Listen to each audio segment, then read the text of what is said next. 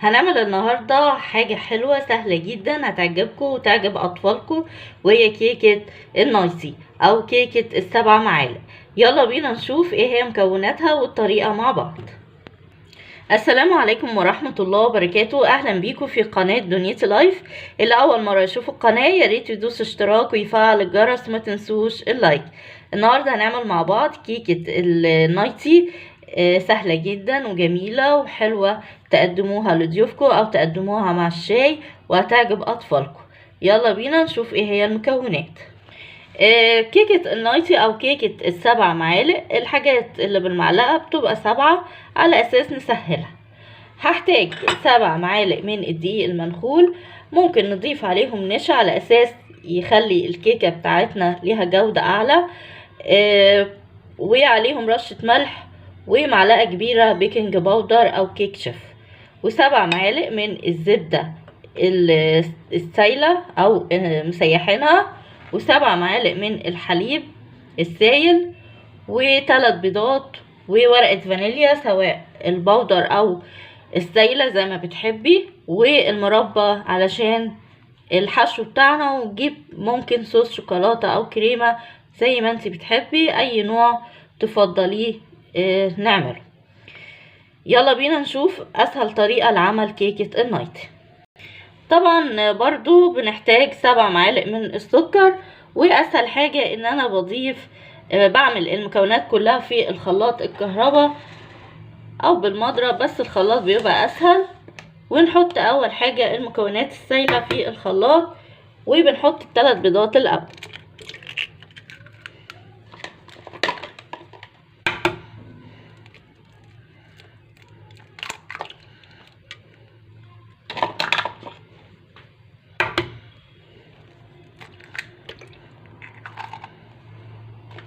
بعد كده ببتدي اضيف ورقة الفانيليا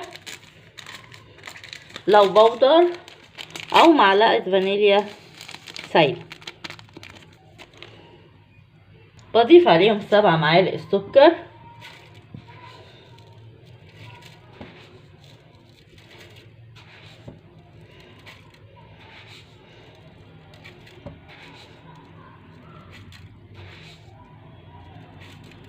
كده 7 معالق. بعد كده 7 معالق حليب،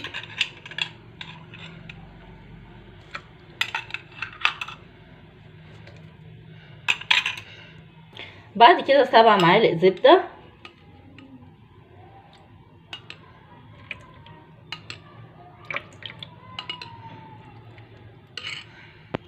وبنضرب المكونات السائلة بتاعتنا في الخلاط لغاية ما لونهم يتغير ويبقى ابيض مع بعض. بعد ما ضربنا المكونات بتاعتنا في الخلاط نبتدي نحطها في البولة اللي هنشتغل فيها. زي ما انتم شايفين بتبقى خفيفة خالص كده. بعد كده نبتدي نضيف المكونات الجافة شوية شوية ونقلب بالراحة.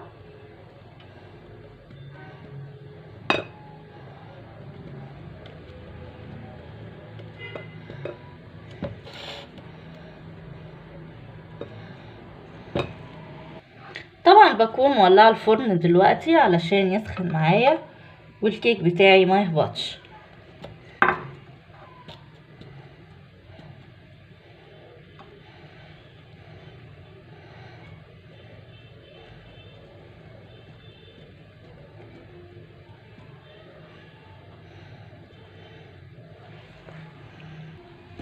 ودول اخر شوية ضفتهم، نبتدي نقلب كويس.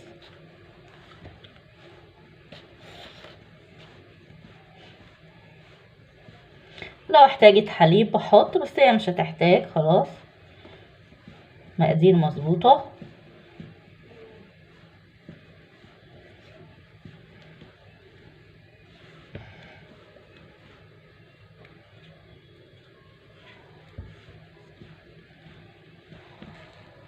كيكة النايتي معانا مش محتاجة انها تبقى هشة، فانا هجيب قالب مربع او صاج عندك زي ما انت بتستخدمي، وافردها بيها. مش عايزاها عالية، عايزاها الكيكة بتبقى سطح واحد، بتبقى رفيعة مش تخين. هجيب القالب بتاعي وميبقاش صغير، يبقى كبير عشان زي ما قلنا مش عايزاها عالية، وبدهنه سمنة او زبدة وبحط في الخليط بتاعنا.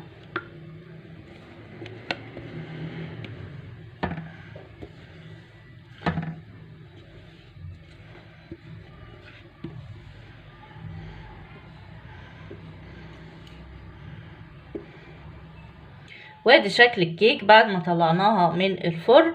نسيبها تبرد شوية ونقطعها مع بعض. وادي الكيكة بتاعتنا بعد ما قلبتها بتبقى بالحجم ده، ونبتدي نقسمها نصين. بسم الله. نقسمها نصين بالعرض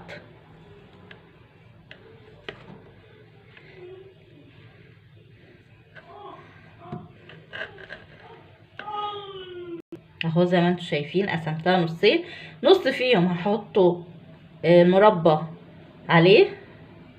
نحب نحط المربى النوعية اللي انت بتفضليها، مش فراولة، اي نوع انت بتحبيه، او ما نحشاش مربى، اي نوعية كريمة،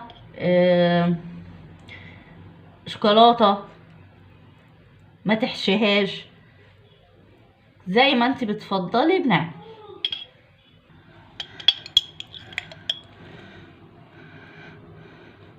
بس احنا متعودين ان كيكة النايتي او النايتي عموما بيبقى محشي مربى.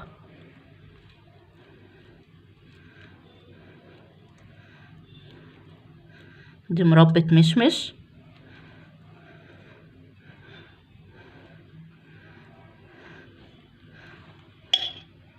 بعد ما حشيت النص ده بالمربى نبتدي نغطيها بالنص التاني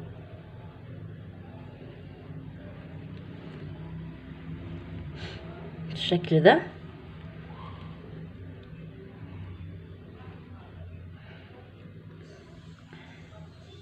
نبتدي بعد كده نقطعها بالعرض. نقطعها بالعرض وبالطول عشان يديني شكل قوالب النايتي.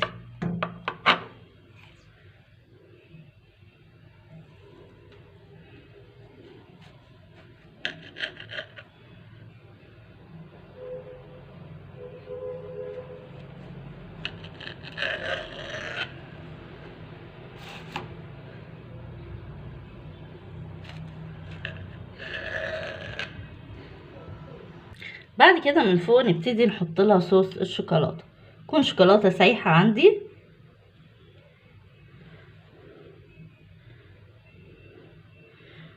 عشان يديني شكل النايتي بتاعنا. طبعا هو لو عندك كيس حلواني يبقى احسن، هيطلع مظبوط.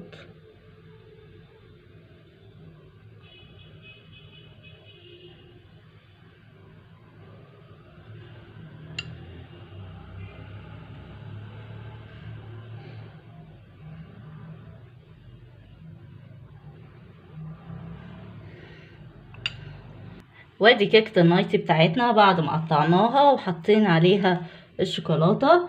دي شكلها النهائي. تقدميها لضيوفك، لأولادك، تشربيها مع الشاي. طعمها جميل جدا وسهلة جدا. جربوها وان شاء الله تعجبكم. لو عجبتكم يا ريت اشتراك وشير ولايك للقناة. وشكرا لكم والسلام عليكم ورحمة الله وبركاته.